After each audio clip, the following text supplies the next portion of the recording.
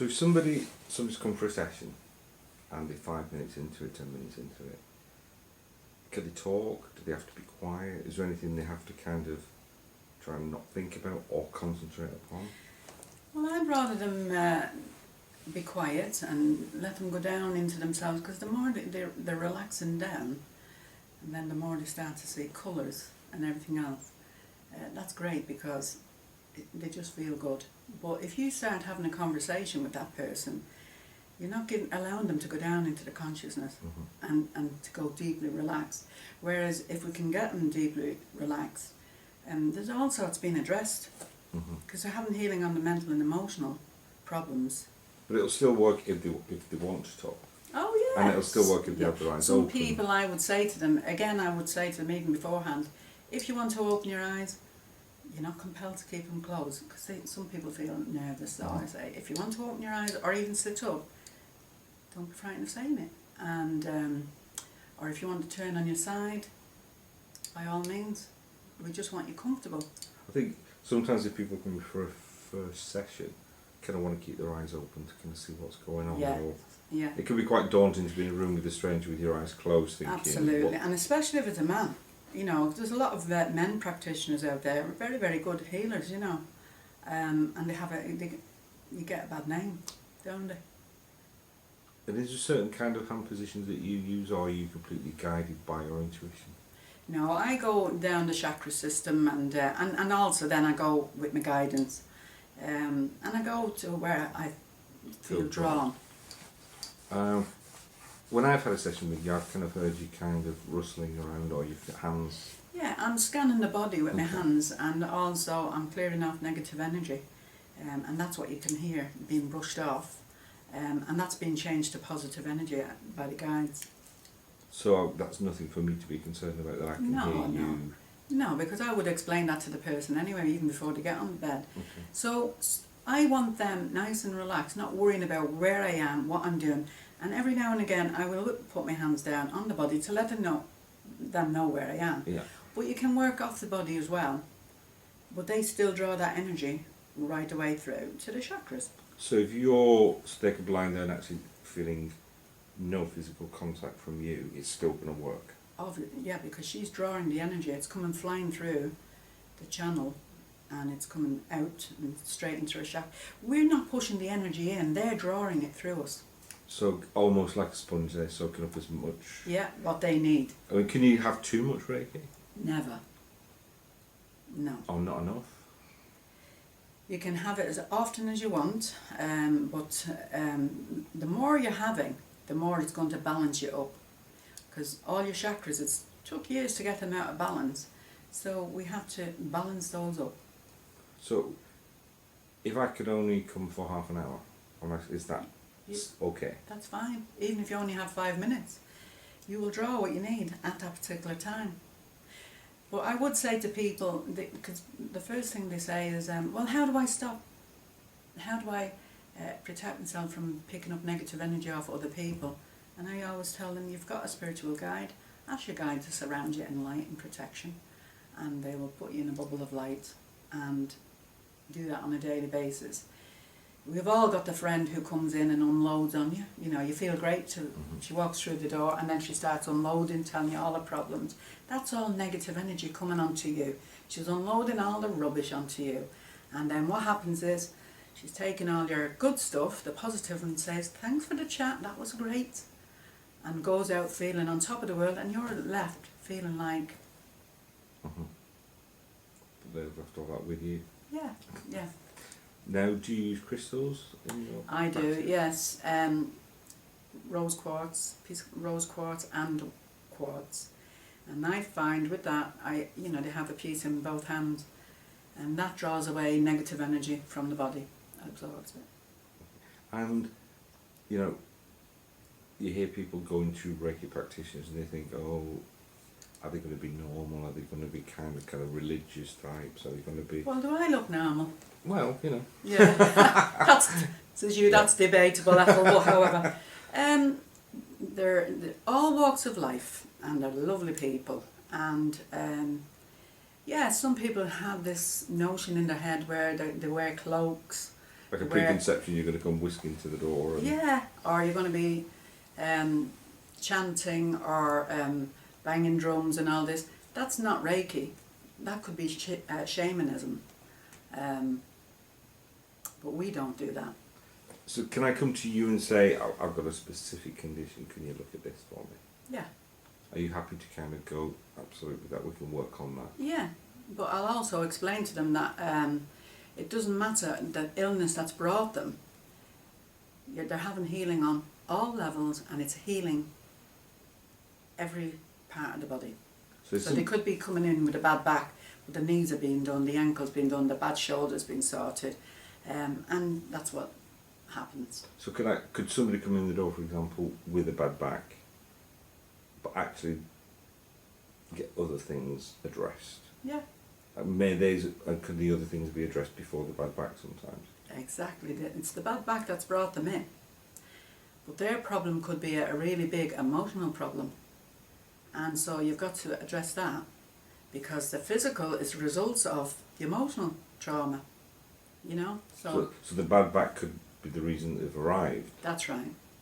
But what is being worked on could be worked on a whole different level. Mhm. Yeah. Have you had anybody that's come for a condition like a bad back or quite a serious condition that's never worked on, that somebody's felt no benefit from whatsoever? No, they've always felt something, and they've reported back to me afterwards amazing things. And I've had them come in the door where it's just headaches, they suffer with headaches. But you've gone from headaches to somebody with cancer, advanced cancer, and we've seen amazing results even with cancer patients. Do you have to be religious to come? Not at all. Reiki's nothing to do with religion. Reiki to me is a spiritual experience, because you're having healing on all levels. And Reiki is the same energy, life force, that Jesus worked with, and every other healer on the face of the earth. There's only one energy, and that's what we all use. So if I've got a particular faith or no faith at all in any kind of religious doctrine, Doesn't matter, it still works. it's still going to work for me, Yeah, is it? yes. Religions are man-made, aren't they? So you're saying that you're working on the spiritual level as well as the physical level. Mhm. Could you then explain a little bit about, because you mentioned guides earlier on. yeah. What exactly is a guide? A spiritual guide is somebody that's been assigned to you from the day you were born.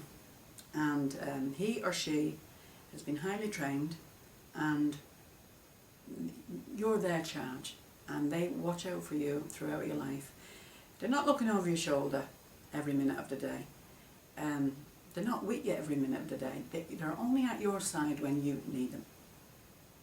So we hear a lot of talk these days about contracts or blueprints that you hear to experience certain contractual agreements.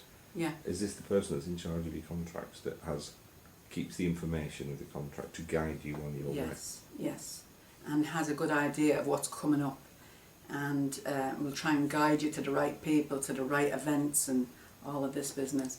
Yeah. So sometimes people that are having a breakdown can actually be a breakthrough because they've Yeah. gone so off path. Yeah. They need to have a breakdown to get back on track and have their Well, that's breakthrough. part of the contract, that they've chosen to go through that experience in order to awaken them to their spiritual identity.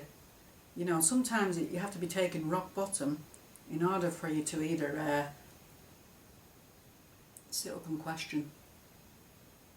So quite often the experiences that we go through are there to build like a spiritual, emotional and physical backbone. Yes.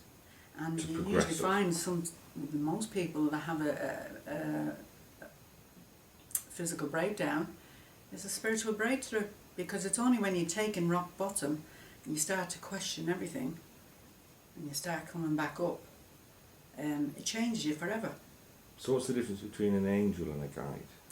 Well, an angel never set foot on the planet, whereas a spiritual guide has lived many thousands of lifetimes, just like us. And they know what emotion feels like. They know how we tick. Whereas the angel, they've never set foot on the planet, and they revere us. It's not the other way around. We all think, you know, the angels are higher than us. It's the other way around. We're the spiritual warriors that chose to leave all that behind and come here to planet Earth. So do you have a different set of guides because you're working on a Reiki level? Yeah. You see, when a person's initiated into the Reiki, now they're working with the energy and it's being downloaded to them. So you also have the spiritual guide that's assigned to you from, so you have a Reiki guide that assists you when you're doing the healing, and then when the healing session's over, they're out of it, they're gone. So you've got a Reiki guide and kind of a personal guide? And your personal guide, yes. Okay. So when you do a session, are you aware of these? Many people are. I am, yeah. So Yes. have you seen them? I see them now in their energy form, but I have quite a few, and simply because I work with a lot of people with all different illnesses, and you have the relevant guides working with that person. So for example, if you have a cancer patient coming in, you'll have the relevant guides. That was good in his field. So if I come for a session and I don't believe in guides and I don't believe in angels, will it still work? Oh, absolutely, yeah. They just do it discreetly. And but a lot of people have amazing experiences that they'll never doubt ever again. So They have spiritual help. So a complete skeptic can get just as much value out of a session than somebody that has a belief. I love in the that. skeptics because the guides know that this person that's coming in is a total skeptic. And no matter what I say to them, it's like going over their head. It's like talking to a brick wall. But I always mentally say to the guys, for heaven's sake, will you show them something? Because that person's been sent your way for you to either open them up to more or get them to question why they're here on their spiritual journey. So do you believe that the majority of people that find you have found you for a reason? Well, I was told long ago that those who are meant will be sent to me. So I recognise that anybody that comes through my door, I recognise that spiritual being coming through my door, that they were meant to come here. So now I have to find out the reason why and how I can help.